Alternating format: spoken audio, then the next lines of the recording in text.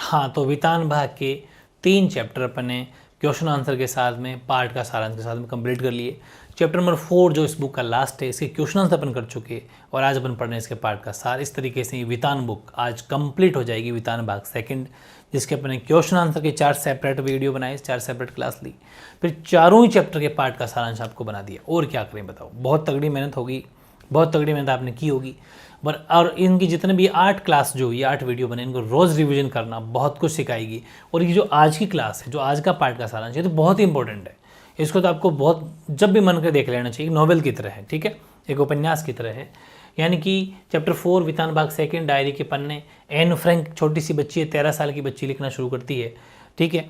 और पार्ट का सार अपन देख लेते हैं, देखो आराम से, कि डायरी के पन्ने इस टाइटल से लिखना शुरू करती है। सर्वप्रथम ये डच भाषा में लिखा गया था, 1947 में प्रकाशित हुई थी। बाद में अंग्रेजी में the diary of a young girl, इस हेडिंग से, इस टाइटल से, इस शीर्षक से सन 1952 में प्रकाशित हुई, ठीक है। ये डायरी नाजियों द्वारा यहूदियों पर जो ढाए गए जुल्म थे उनकी भोक्ता मतलब जिनको भुगता है जिसने, वो 13 वर्षीय एन फ्रैंक ने संवेदनशील शैली में अपने जन्मदिन पर जो उपहार स्वरूप यानी जो गिफ्ट में मिली गुड़िया थी किट्टी, उसे क्या नाम था, किट्टी, इसको संबोधित करते हुए, इसको सामने रख के, इसको देखते हुए लिखी है। और अब पार्ट का सारांश अपन आगे पढ़ रहे हैं, तो इतना आपको समझ में आ गया। पहली बात तो ये सबसे पहले डच भाषा में लिखी गई, क्वेश्चन भी तैयार हो रहे हैं, पार्ट के सारांश से ही क्वेश्चन बनते हैं। डायरी के पन्ने सर्वप्रथम डच भाषा में हुई, 1947 के अंदर प्रकाशित हुई, फिर इंग्लिश में हुई फाइनली लास्ट में जाके the diary of a young girl, जो 1952 में प्रकाशित हुई। 13 साल की एक लड़की है, ठीक है, उसका नाम क्या है, उसका नाम है एन फ्रैंक, ठीक है, ये फ्रैंक लिख दिया, एन फ्रैंक है, वैसे एन फ्रैंक इसका नाम है। तो देखते हैं पार्ट का सारांश क्या है। अच्छा, ये जो भी डायरी लिखती थी पहले डेट लिखती थी, बुधवार 8 जुलाई 1942, और हमेशा किसको संबोधित करेगी, प्यारी किट्टी, उसको संबोधित करते हुए प्यारी किट्टी, ठीक है, और डेट ऊपर लिखी हुई है। रविवार के बाद दुनिया उलट पुलट गई है, ये अपनी डायरी की, ये पूरी उसकी डायरी में जो लिखा है एज इट इज़ वही है कि रविवार के बाद दुनिया उलट पुलट गई है, लेकिन मैं किसी भी तरह जिंदा हूँ, कहाँ और कैसे ये मत पूछना, ठीक है।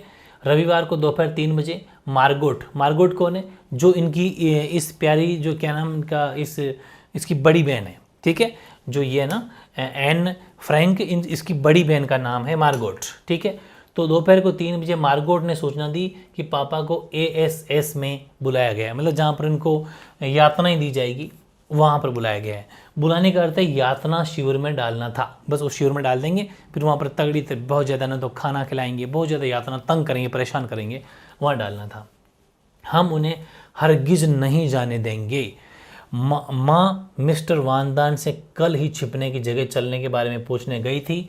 ये जो मिस्टर वानदान ने इनसे जगह पूछी थी, इन्होंने हेल्प की थी इनको छुपाने के लिए, और पूछने गई थी। बाद में फिर घंटी बजी तो हमने देखा माँ मिस्टर वानदान और हेलो बात कर रहे थे। वास्तव में बुलावा पापा के लिए नहीं था, वे स्वयं मार्गोट के लिए था, जो इससे बड़ी बहन है, उसको बुलावाया था कि आपको वहाँ जाना है, ठीक है, पापा के लिए नहीं था ये। मार्गोट 16 बरस की थी। इस उम्र की लड़की के साथ क्या व्यवहार करते हैं वे लोग, वो आप समझ सकते हैं। ये सोचकर मैं लगभग चीख पड़ी, लेकिन भगवान का शुक्र है कि वह नहीं जाएगी, क्योंकि लुक छिप गए तो वह नहीं जाएगी। माँ और पापा ने यही कहा, और हमें अज्ञातवास का मतलब है जहाँ पर छुप सके, छुपने वाली जगह, बिल्कुल हिडन एरिया, ठीक है, वहाँ भेजने की व्यवस्था कर दी कि हम वहाँ चलेंगे, हम उनके वहाँ नहीं जाएंगे। मार्गोट और मैंने बहुत सी ज़रूरी चीज़ें थैले में भरनी शुरू की।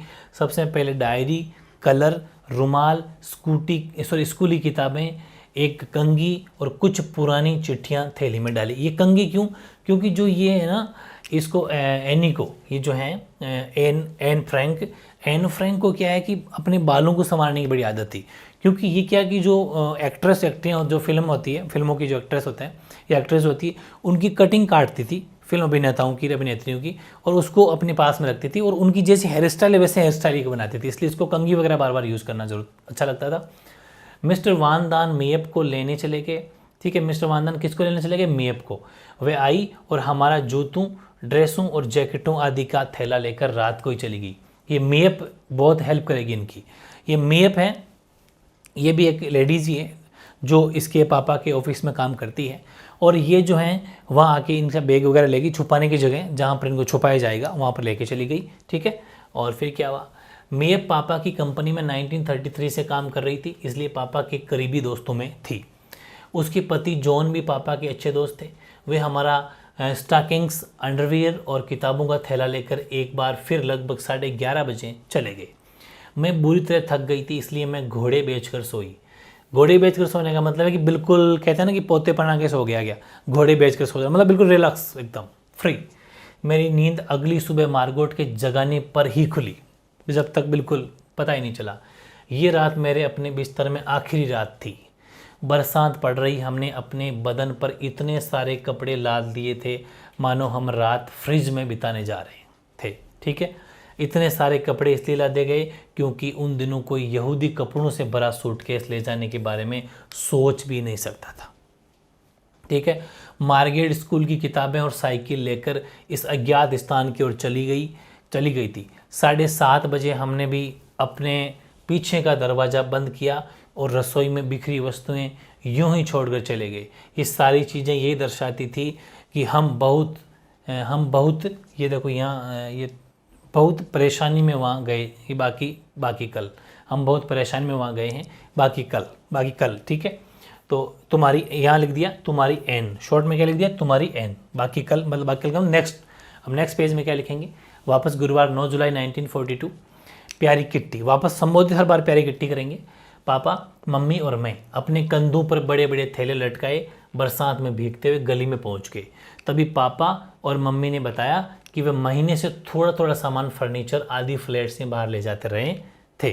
ठीक है, मम्मी है, धम्मी नहीं है, मम्मी है। ठीक है, यहाँ हमें 16 जुलाई को आना था। अचानक मार्गेट के लिए बुलावा आ जाने से 10 दिन पहले ही वहाँ आना पड़ा। हालांकि प्लानिंग तो पहले से ही थी इसके मम्मी पापा की कि हमें यहाँ से कहीं छुप जाना चाहिए, लेकिन जब बुलावा आया मार्गोट को बुलाने के लिए तो फिर इनको 10 दिन पहले ही निकलना पड़ा। हालांकि 10 दिन बाद में निकलने की प्लानिंग थी, लेकिन ये बात है।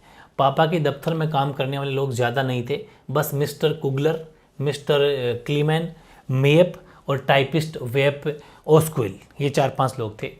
इन सबको हमारे आने की खबर दे दी गई कि हम आ रहे हैं। उनके ऑफिस में छुपना था। ठीक है, तो इमारत की जो तल मंजिल, जो बिल्कुल बेस नीचे वाली तल मंजिल बना बड़ा सा गोदाम, काम करने की जगह और भंडार गृह के रूप में था। यहाँ इलायची, लौंग और काली मिर्च आदि पीसे जाते थे, मसाले। ठीक है, गोदाम के बाहर के दरवाजे के पास ऑफिस का दरवाज़ा है। भीतर की तरफ दूसरे दरवाजे के बाहर सीढ़ियाँ हैं। ऊपर चढ़ने पर जो कार्यालय, ऐसा लिखा होता है ना कि ऊपर कार्यालय, ऑफिस है, हर कई जगह लिखा रहता है, तो कार्यालय लिखा हुआ बड़ा और हवादार कमरा है जहाँ लोग काम करते हैं। एक अंधियारे गलियारे में तिजोरी और अलमारियाँ रखी गई हैं। इसके पार एक कमरा है जिसे बैंक ऑफिस कह सकते हैं। अब इसमें मिस्टर कुगलर बैठते हैं। उनके ऑफिस से निकलकर तुम एक लंबे तंग गलियारे से कोयले वाले गोदाम की ओर बढ़ोगी। 4 सीढ़ियाँ चढ़कर प्राइवेट ऑफिस है जिसमें सुंदर कालीन बिछाई हुई है। कालीन जानते हो ना, जो कारपेट नीचे बिछाया होता है वो, और फर्नीचर, रेडियो व आकर्षक लैंप आदि श्रेष्ठ वस्तु यहाँ पर रखी हुई है। बड़ा रसोई घर है, गैस के चूल्हे, साथ में खाना पकाना, ये सब, साथ में खाना बनाना, ये सब है। यहाँ से चूल्हे के साथ खाना पकाना ये है, और यहाँ से मेरे और मार्गोट के कमरे में जाया जा सकता है। वापस वही तुम्हारी एन। ये हर दिन एक पेज लिखती थी, वो हर पेज की ये स्टोरी है। फिर अगले दिन शुक्रवार 10 जुलाई 1940, मेरी प्यारी किट्टी। 263 प्रिस्टन ग्रास पर पहुँचते ही मेयप हमें हमारे कमरे तक ले पहुँची और दरवाज़ा बंद कर दिया। चारों तरफ सामान बिखरा पड़ा था। दिन भर सामान जमा कर आखिर थक कर चूर हो गए और बिस्तर पर सो गए। वेप और मेयप राशन की व्यवस्था करने गए और मैंने रसोई का फर्श साफ कर दिया। इस प्रकार पूरा दिन काम में निकल गया। तुम्हारी एन, सब हर बार लिखेगी तुम्हारी एन। ठीक है, शॉर्ट में। शनिवार 28 नवंबर 1942, मेरी प्यारी किट्टी। हम इन दिनों में बिजली का अधिक इस्तेमाल करते रहे हैं, अतः हमारे राशन की बिजली खर्च हो चुकी है। ठीक है, अब हमें अंधेरे में रहना होगा। अंधेरे में पहेलियाँ बुझाकर पुस्तकों की समीक्षा करके समय बिताया जाता है। मैं दूरबीन से अपने पड़ोसियों को देखती हूँ। कोई डिनर कर रहा है, कोई फिल्म बना रहा है, एक दंत चिकित्सक बुढ़िया का दांत निकाल रहा है, क्योंकि ये लोग यहूदी थे और यहूदियों को ही मारा जा रहा था, बाकी नहीं। मिस्टर डसेल हमें लंबे लंबे भाषण देकर बोर करते रहते हैं। न सुनने पर माताजी को शिकायत कर देते हैं। अतः माँ की फटकार सुननी पड़ती है। रात को बिस्तर पर अपने जीवन के बारे में सोचती हूँ। वापस हुई तुम्हारी एन। नेक्स्ट, शुक्रवार 19 मार्च 1943, मेरी प्यारी किट्टी। टर्की अब युद्ध में शामिल नहीं हुआ था, ठीक है। इससे हमें निराशा हुई। 1000 गिल्डर के नोट अवैध मुद्रा घोषित किए जाते, ठीक है, किए गए थे या किए जा चुके थे, कुछ भी देख लेना, थोड़ी मिसप्रिंटिंग हो गई जगह जगह। 1 हफ्ते तक बदलवाए जा सकते थे, लेकिन ये सबूत देकर कि कहाँ से प्राप्त हुए या कर चुकाने के काम में लिए जा सकते थे। अब ये भी तो समस्या है। इसलिए मिस्टर डसेल को दांत साफ करने की पुरानी ड्रिल मशीन जो पैरों से चलती थी मिल गई है ना, वो मिल गई है, और जल्दी वह मेरे दांत साफ करेगा या फिर दांतों की सफाई करेगा। थोड़ी सी मिसप्रिंट हो रही है, ठीक है, एडजस्ट कर लेना। मार्गोट से पत्र ठीक करवा कर वे चार्लोट को पत्र लिखते थे। अंत में पापा ने उन्हें मना कर दिया, ठीक है। हिटलर युद्ध में घायल सैनिकों से बातचीत कर रहा है। हमें रेडियो से पता चलता है सैनिक बड़ा चढ़ाकर अपनी यात्रा बताते हैं, है ना, अपनी यात्रा बताते हैं, ठीक है, और उत्साहित होकर हिटलर से हाथ मिलाना चाहते हैं, ठीक है। मिस्टर हसेल को 1 माह में साबुन की एक टिकिया मिलती है, लेकिन वह मेरे हाथ से गिर गई और पैर के नीचे आ जाने के कारण गायब हो गई, ठीक है। तो बहुत ही शानदार स्टोरी यार तुम्हारी एन। ये थोड़ी मिसप्रिंट हो रही है जगह जगह, तुम्हारी एन। अगला, शुक्रवार 23 जनवरी 1944, मेरी प्यारी किट्टी। इन दिनों में परिवार और राष्ट्रीय परिवारों के वंश वृक्ष खोजने के दिलचस्प काम में लगी हुई हूँ। स्कूल के काम को मेहनत से करने के अलावा हर रविवार को मैं फिल्मी कलाकारों की तस्वीरें अलग करती हूँ। मैंने कहा था ना कि जो भी ये न्यूज़पेपर में आज कटिंग आती है उसको अलग करती है। इसका अच्छा कलेक्शन हो गया है, संग्रह में अच्छा कलेक्शन हो गया है।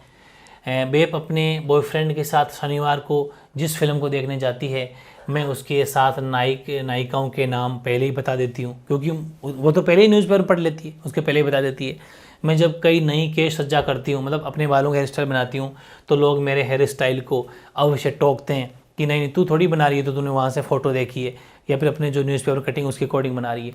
इसलिए आधे घंटे बाद ही मुझे गुसल खाने में जाकर धो देना पड़ता है, बालों का अलग स्टाइल बनानी पड़ती है। तुम्हारी एन, ठीक है।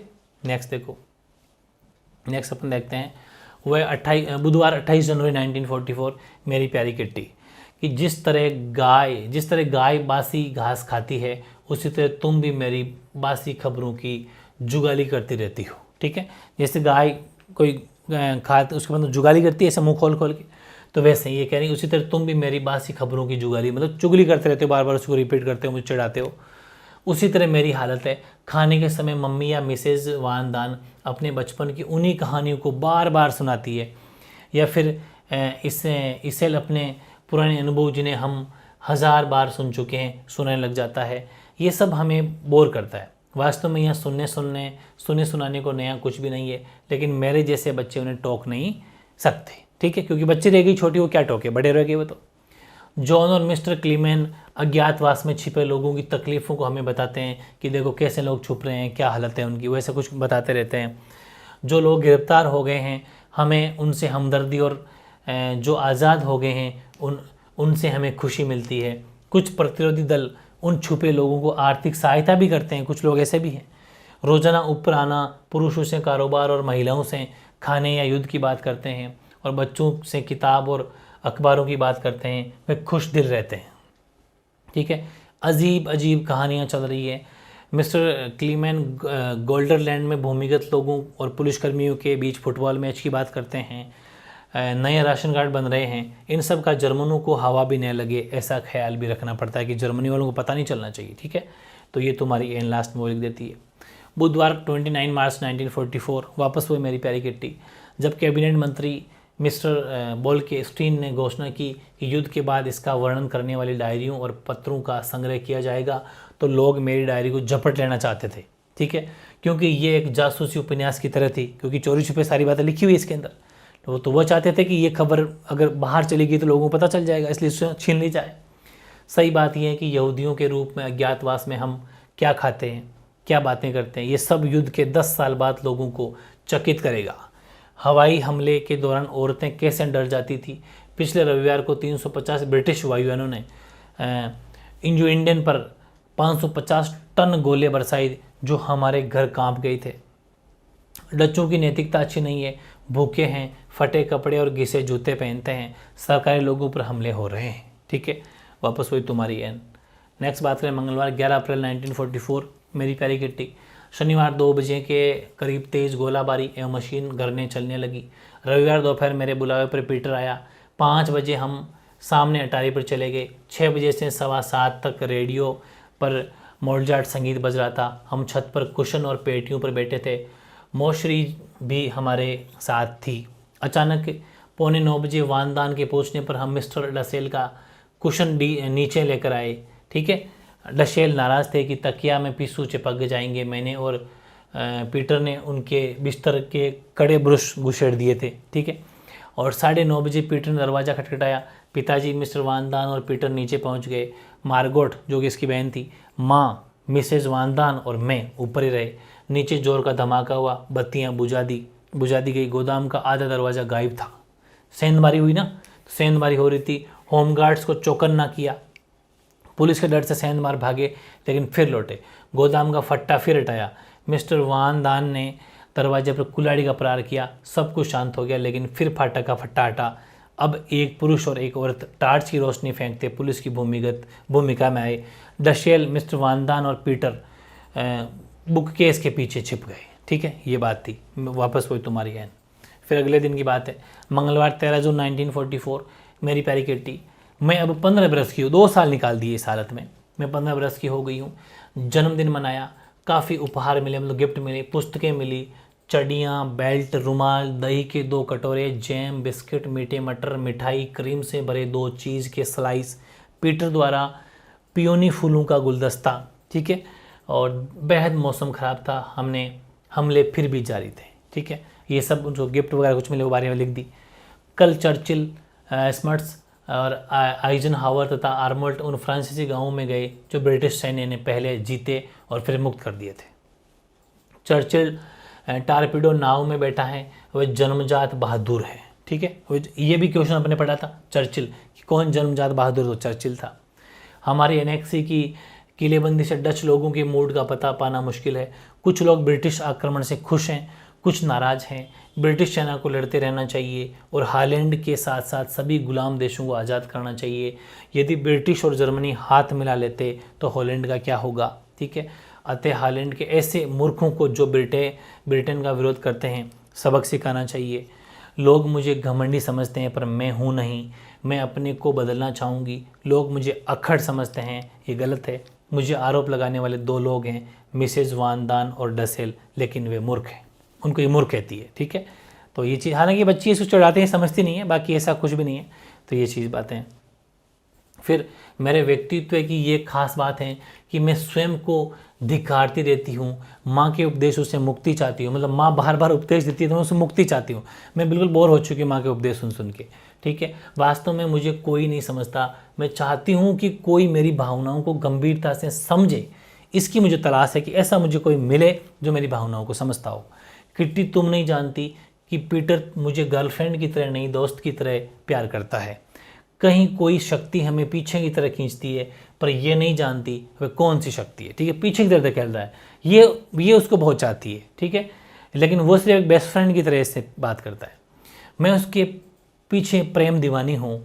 उसके कमरे में 1-2 दिन नहीं जाऊँ तो तड़पने लगती हूँ, लेकिन वह मुझे निराश भी करता है। पीटर शांति प्रिय, सहनशील और सहज आत्मीय है, फिर भी वह अपने आप को मुझसे छिपाता है। ठीक है, मैं प्रकृति के लिए पागल हूँ। मैं आकाश, पक्षी, चांदनी को देखना चाहती हूँ। मैं रात 11:30 बजे चांद देखना चाहती थी। रात से साक्षात्कार करने में मुझे चोर डकैतों का भी डर नहीं था। कुछ लोग तारों भरे आसमान को देखते हैं, कुछ लोग जेल या अस्पतालों में उस दिन को बाट जोते हैं कि जब वे आज़ाद होंगे तो देखेंगे प्रकृति गरीब और अमीर में भेदभाव नहीं करती। ठीक है, ये चीज़ है। और फिर नेक्स्ट देखो कि प्रकृति मुझे शांति, आशा और विनम्रता देती है, लेकिन इन गंदी खिड़कियों में से, क्योंकि अब खिड़कियाँ ठीक से साफ सफाई कर नहीं सकते, काले वो लगा कर रखने पड़ते हैं। ठीक है, तो प्रकृति निहारना असंभव हो जाता है। प्रकृति जीवन का आनंद है। संभवतः पुरुषों ने शारीरिक रूप से अधिक सक्षम होने के कारण स्त्रियों पर सदैव शासन किया। कमा कर लाना, बच्चों का पालन पोषण और जो मन में आए वह करता है। कौन? पुरुष। परंतु अब स्थिति बदली है। अब शिक्षा हो गई है, तो शिक्षा, काम तथा प्रगति ने औरतों की आंखें खोली है। कई देशों में तो उन्हें बराबरी का हक मिल गया है। आधुनिक महिलाएं पूरी तरह स्वतंत्र होने का हक अब भी चाहती है। महिलाओं को भी सैनिकों के समान की सम्मान या रेस्पेक्ट दिया जाना चाहिए। मौत के खिलाफ मनुष्य किताब में मैंने पढ़ा है कि युद्ध लड़ने में सैनिक को जितनी पीड़ा होती है उससे कहीं ज़्यादा औरत को बच्चे को जन्म देने में होती है। शरीर का आकर्षण खत्म हो जाता है उसका। औरत ही मानव जाति को निरंतरता देती है। भाई मानव जाति, इंसान की जो होते हैं, जैसे ये जितनी भी प्रकृति है औरत की ही देन है। इंसान को पैदा करना ये औरत की देन है। ये सृष्टि की रचना एक तरीके से औरत की, वरना अगर औरत बच्चे पैदा नहीं करेगी तो ये कैसे पीढ़ियाँ चलेगी। ठीक है, ये चीज़ है। तो औरत ही मानव जाति की निरंतरता देती है। औरत जितना संघर्ष करती है उतना सारे सिपाही मिलकर भी नहीं कर सकते। ये चीज़ है। ठीक है, और फिर लास्ट मेरे कहने का मतलब ये नहीं है कि औरतें बच्चे जनना बंद कर दी। ये मैं नहीं कह रही कि बच्चे जनो ही मत, बच्चे तो जनो, लेकिन सिर्फ बच्चे जनने पे ही उसको ये नहीं छोड़ना चाहिए, उसको और भी आज़ादी रहनी चाहिए, उसका सम्मान किया जाना चाहिए। प्रकृति उनसे ऐसा ही चाहती है। मैं ऐसे लोगों की भर्त्सना या फिर आलोचना करती हूँ जो समाज में औरतों के योगदान को मानने को तैयार नहीं है। पुरुषों को ये बात सीखनी चाहिए कि संसार के सभ्य हिस्सों में बच्चा जनना अनिवार्य नहीं है। पुरुषों की बात माननी चाहिए। ऐसा मत सोचो कि इनका काम सिर्फ बच्चे पैदा करना ही है। खूब सारे देशों में ऐसा है कि जहाँ बच्चे पैदा करना जरूरी नहीं है महिलाओं को। जो आज़ादी है उनको, वो चाहे तो बच्चे पैदा करें, चाहे जितने करें। ठीक है ना, वो चीज़ इसलिए ध्यान रखना चाहिए चीज़ों का। अगली सदी तक ये मान्यता बदल जाएगी कि बच्चे पैदा करना ही औरतों का काम है। ये बदल जाएगी नेक्स्ट टाइम, देखना आने वाले टाइम में। ठीक है, औरतें ज़्यादा सम्मान और प्रशंसा के हकदार हैं क्योंकि वे बिना उफ किए ही तकलीफ सह लेती है। बिना उफ की तकलीफ, इसका मतलब ये कि बिना ऐसा कि आवाज़ या उफ कहते हैं ना कि बहुत ज़्यादा दर्द हो मेरे से, ऐसा कुछ भी नहीं, बिना उफ की तकलीफ सह लेती है। ठीक है, तुम्हारी एन.एम. फ्रैंक। तो ये थी बहुत ज़बरदस्त स्टोरी जो अपन ने पूरी कंप्लीट कर ली। ये पूरा पार्ट का सार है। कोई छोटी मोटी मिस्टेक इसमें लिखावट में रह गई होगी, उसको ठीक कर लेना। बाकी बहुत मज़ेदार स्टोरी है, इससे बहुत कुछ सीखना चाहिए आपको भी। ऐसे कुछ डायरियाँ आप भी लिख सकते हो, कुछ माइंड को ऐसा डेवलपमेंट कर सकते हो। तो बहुत मज़ेदार थी आपकी ये बुक। इसके 4 चैप्टर कंप्लीट कर लिए, 4 चैप्टर क्वेश्चन आंसर कंप्लीट किए। उसके बाद में इसकी जो ये स्टोरियाँ थी, मतलब पार्ट का सार था, वो भी कंप्लीट कर लिया। तो इस तरीके से अपनी ये बुक कंप्लीट हो जाती है। वितान भाग 2 कंप्लीट। ठीक है, ओके।